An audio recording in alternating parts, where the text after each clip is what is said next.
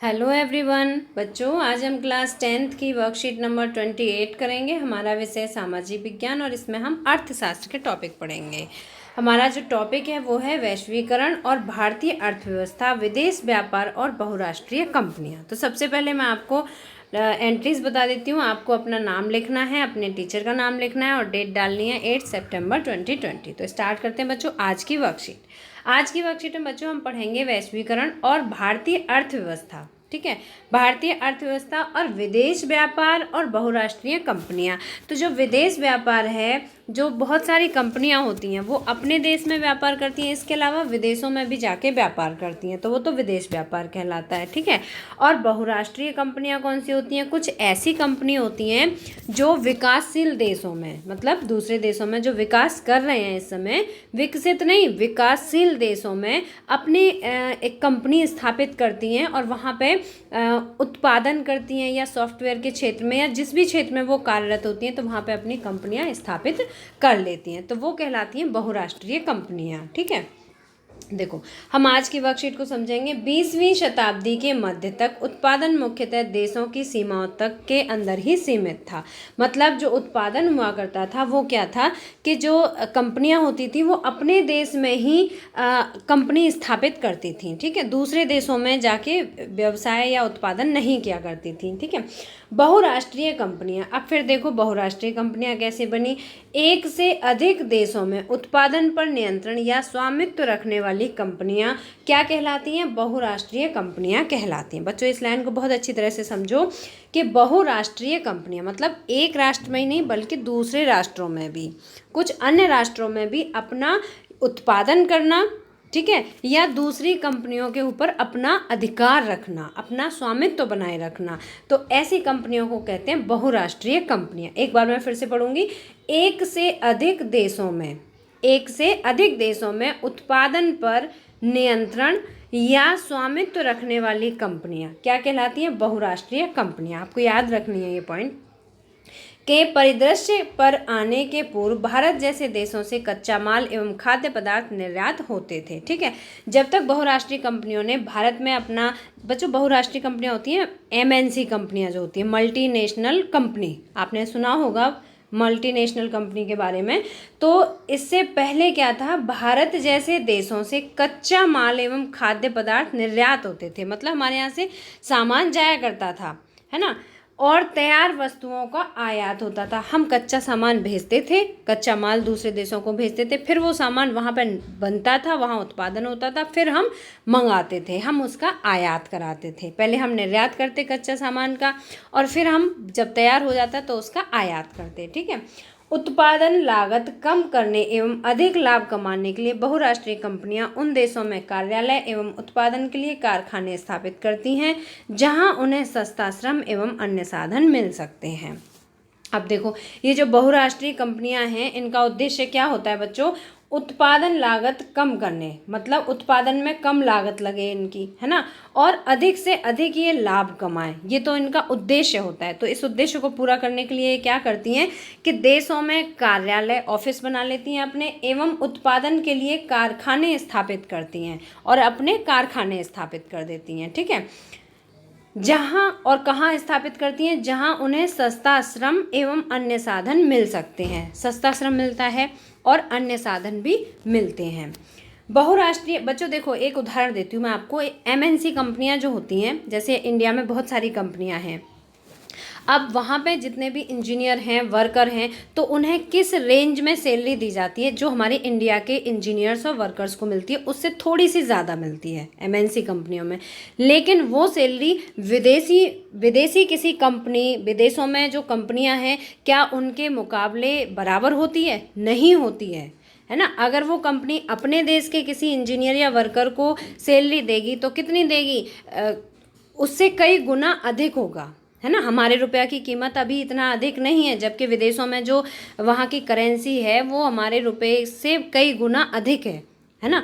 तो वहाँ की जो करेंसी है वो उसके अकॉर्डिंग वहाँ पे सैलरी देनी पड़ेगी। अगर वही कंपनी भारत में अपनी स्थापित कर लेगी कंपनी, तो भारत के रुपए के हिसाब से यहाँ पर सैलरी देगी, तो उनको लाभ यहाँ रखने में ज़्यादा, यहाँ कंपनी खोलने में ज़्यादा या अपने देश में, विकासशील देशों में, भारत जैसे विकासशील देशों में कंपनी खोलने में ज़्यादा उन्हें फ़ायदा है ना। तो इसीलिए उन्हें क्या मिलता है, सस्ता श्रम मिल जाता है, उन्हें इंजीनियर भी कम रेट पर मिल जाते हैं, मजदूर भी कम रेट पर मिल जाते हैं, मैनेजर वर्कर सब बहुत कम रेट पर मिल जाते हैं। और इसके अलावा अन्य साधन भी, अन्य साधनों में हमारे भारत में कच्चा माल का उत्पादन बहुत होता है ना, तो ये सब चीज़ें क्या होती हैं, कम रेट पर उन्हें मिल जाती हैं, तो उन्हें अधिक लाभ होता है।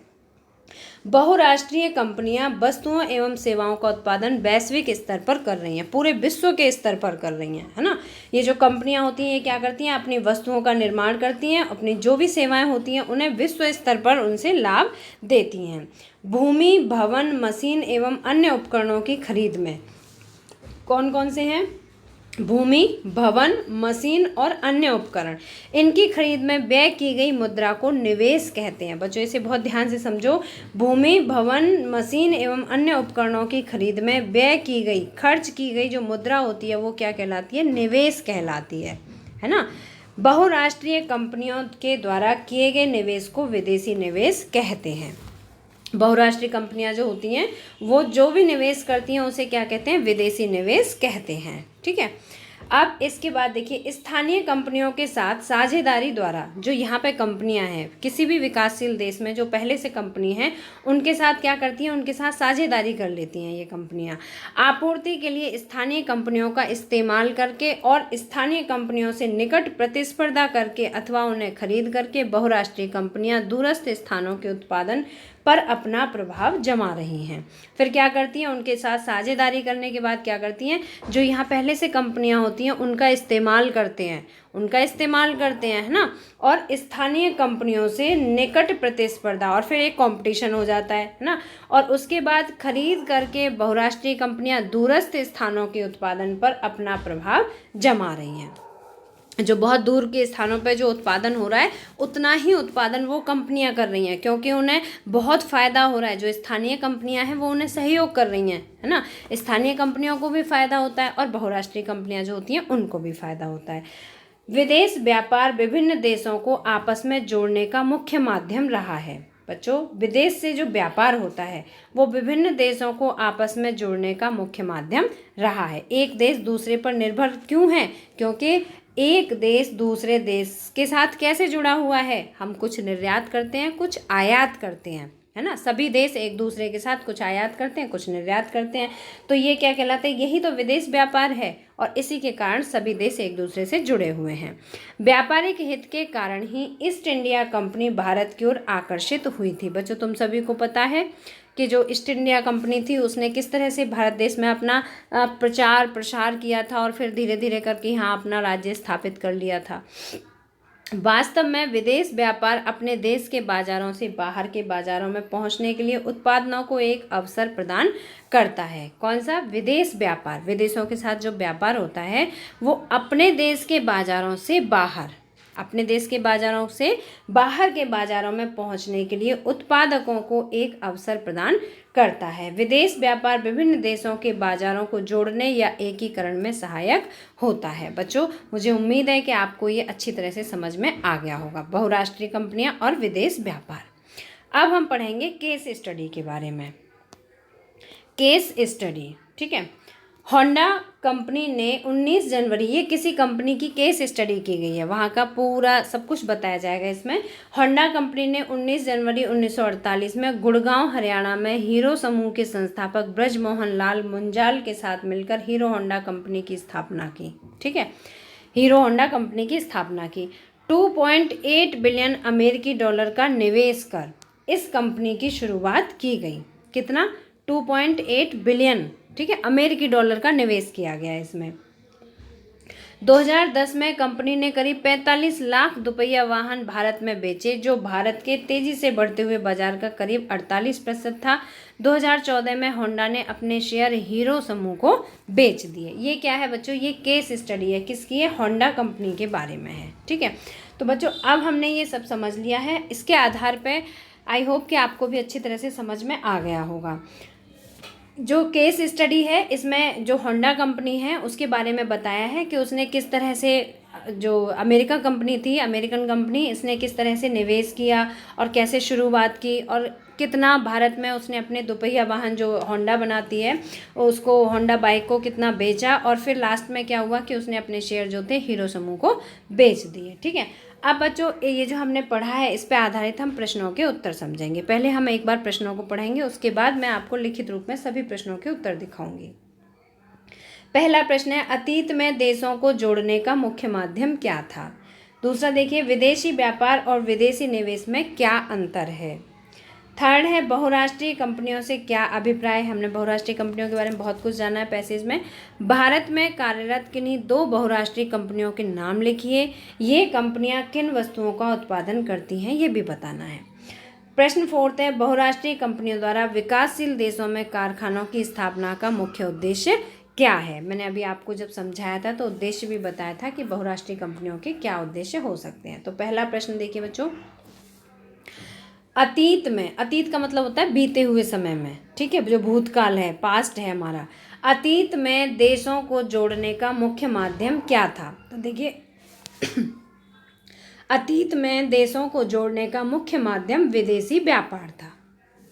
विदेशी व्यापार के माध्यम से एक देश दूसरे देश से जुड़े हुए थे, कुछ निर्यात कुछ आयात, ठीक है, इस तरह से एक दूसरे के साथ जुड़े हुए थे। प्रश्न नंबर 2 है, विदेशी व्यापार और विदेशी निवेश में क्या अंतर है। इसमें अंतर बताना है। तो देखिए, विदेशी व्यापार में 2 देशों के बीच आपस में कच्चे माल व निर्मित वस्तुओं का आयात निर्यात होता है। व्यापार क्या होता है, कुछ देना और उसके बदले में कुछ लेना, ठीक है। तो निर्मित वस्तुओं का आयात और निर्यात होता है। जबकि विदेशी निवेश में बहुराष्ट्रीय कंपनियों द्वारा देश में आकर भूमि, भवन, मशीन व अन्य सामान व उपकरणों को खरीद में किए गए निवेश को विदेशी निवेश कहते हैं। ये अभी हमने पैसेज में पढ़ा था जब समझा था। देखो बच्चों, विदेशी व्यापार क्या होता है। व्यापार आप देख सकते हैं, हम मार्केट जाते हैं कुछ सामान खरीदने, ठीक है, हम वहाँ से कुछ लेते हैं और उसके बदले में अपनी करेंसी देते हैं, मुद्रा देते हैं। तो जो देने बेचने वाला व्यक्ति है वो क्या कर रहा है, वो व्यापार कर रहा है। उसने कुछ लिया है ना, हमसे कुछ लिया और बदले में कुछ सामान दिया। तो ये तो हो गया अपने भारत देश का ही व्यापार, है ना।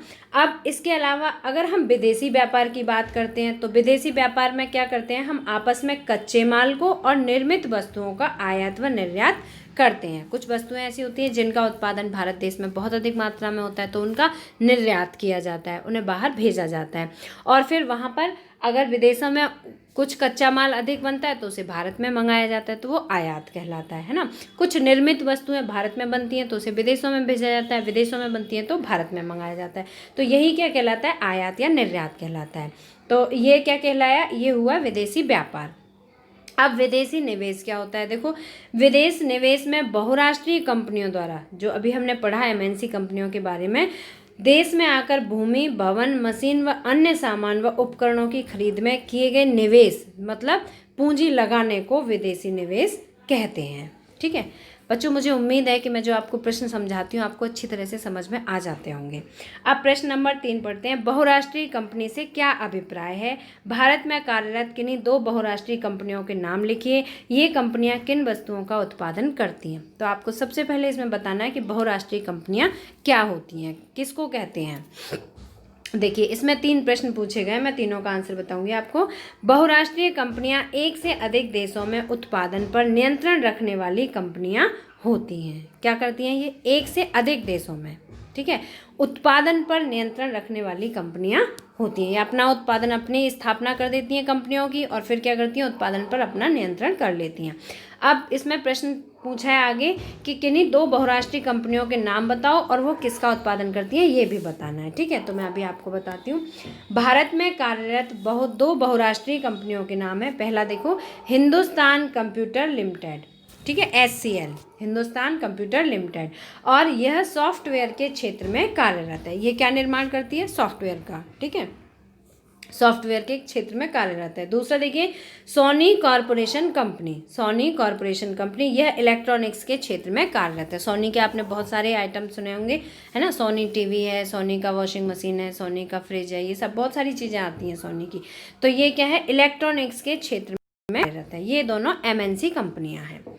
अब इसके बाद क्वेश्चन नंबर 4 देखिए, बहुराष्ट्रीय कंपनियों द्वारा विकासशील देशों में कारखानों की स्थापना का मुख्य उद्देश्य क्या है। बच्चों हमने पैसेज पढ़ा था तो बहुत अच्छी तरह से समझाया था मैंने आपको कि इन कंपनियों का विकासशील देशों में, विकासशील जैसे भारत देश है ना, अभी हम विकसित नहीं हैं, विकासशील हैं, विकास की ओर अग्रसर हैं। तो इन विकासशील देशों में कारखानों की स्थापना का मुख्य उद्देश्य क्या है? तो आंसर देखिए, बहुराष्ट्रीय कंपनियों द्वारा विकासशील देशों में कारखानों की स्थापना करने का, यहाँ करना नहीं, करने का प्रमुख उद्देश्य होता है इसके देखो, बहुराष्ट्रीय कंपनियों द्वारा विकासशील देशों में कारखानों की स्थापना करना, हाँ सही है ये, कारखानों की स्थापना करना प्रमुख उद्देश्य होता है। सबसे बड़ा उद्देश्य क्या है? अपनी कंपनियों को, अपने कारखानों को स्थापित करना, है ना, ये सबसे बड़ा उद्देश्य है। इसके अलावा अधिक से अधिक लाभ कमाना होता है, वो अधिक से अधिक लाभ कमाते हैं, है ना, क्योंकि यहाँ उन्हें सस्ता श्रम व अन्य साधन भी मिल जाते हैं। यहाँ पर सस्ता श्रम मिलता है और अन्य साधन, इसके अलावा जैसे कंपनियों का सहयोग है, कच्चा माल है, ये सभी चीज़ें भी कम से कम दर पर मिल जाती हैं। तो इस तरह से जो विकासशील कंपनियाँ, जो बहुराष्ट्रीय कंपनियाँ होती हैं, ये विकासशील देशों में अपने कारखानों की स्थापना करती हैं। बच्चों अगर आपको वीडियो पसंद आए तो लाइक शेयर जरूर करना, ज़्यादा से ज़्यादा शेयर करो जिससे आपके फ्रेंड्स को भी बेनिफिट मिले इसका। और अगर अभी तक आपने सब्सक्राइब नहीं किया हमारे चैनल को तो सब्सक्राइब जरूर करना। मिलते हैं फिर इसी तरह के नेक्स्ट एजुकेशनल वीडियो में। Till then bye bye, good luck to all of you.